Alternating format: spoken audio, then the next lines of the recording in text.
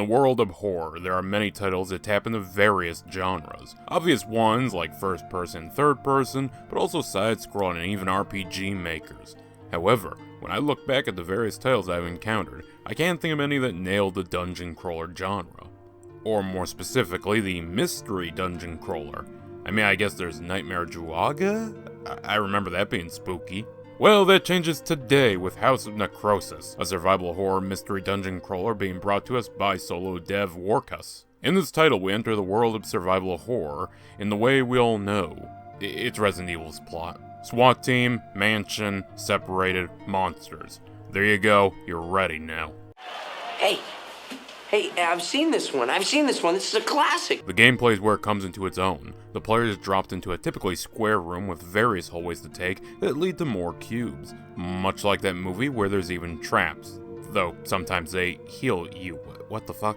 Inside these rooms, you'll gather an assortment of items and encounter various enemies. Starting out, you'll largely encounter zombies or birds. The game rewards learning enemies and adapting to their tactics. Birds are fast and can swarm you, so it's best to pull Leonidas and utilize the hallways. Meanwhile, zombies essentially take 2 turns to attack, so you can easily kite them in both crawler and standing form. Then you run into the boss of the demo. I nearly had him, and I'm confident that with the right prayer to RNGesus, you can beat him here. Most likely though, you'll be teleported to the safe room where you'll encounter the scavenger. You don't learn much about him, but he tells you how screwed you are and that there may be a way out at the bottom of the mansion. His favorite character trait is, "I saved you from certain death, you know." "I brought you to my safe place. Quite the wretched nook, wouldn't you say?" That.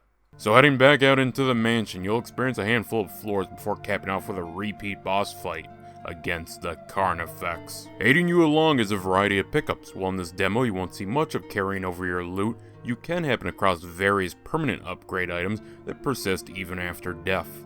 In fact, when you die, the scavenger gifts you a random item box that is in fact not trapped. Yeah, just because you can pick it up doesn't mean it won't hurt you. There's even items to remove that possibility. The exploration of the loot is part of this game's charm. Sure, you may pick up a pistol that does more damage, but its unknown effect may turn out to be that it uses your health as ammo. Plus various bottles that are filled with colored liquids but have no label. You could use an encyclopedia to decipher your limited inventory, or you could simply drink it, maybe even throw it at the enemy. Though that could easily make the situation much worse.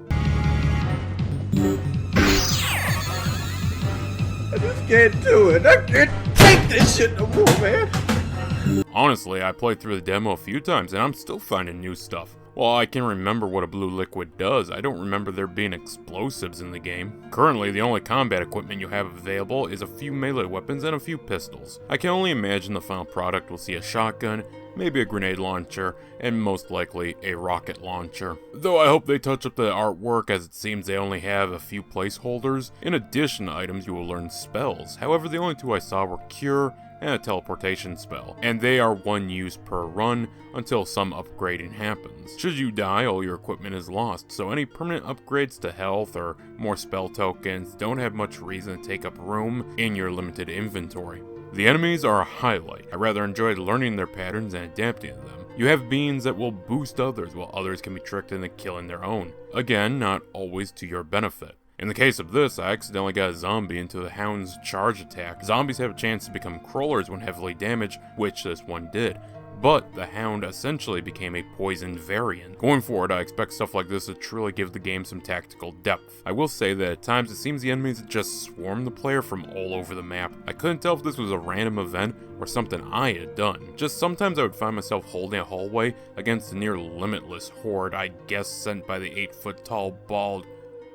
Wait, this is sounding familiar. Overall, I rather enjoyed playing this title, and I look forward to seeing more of it. Given its inspiration, I do wonder if we'll see more puzzle elements included leading up to release. There are small hub areas you happen across that could perhaps lead to side quest or something. Either way, I eagerly await the release, and maybe I'll dig out my copy of Nightmare Druaga.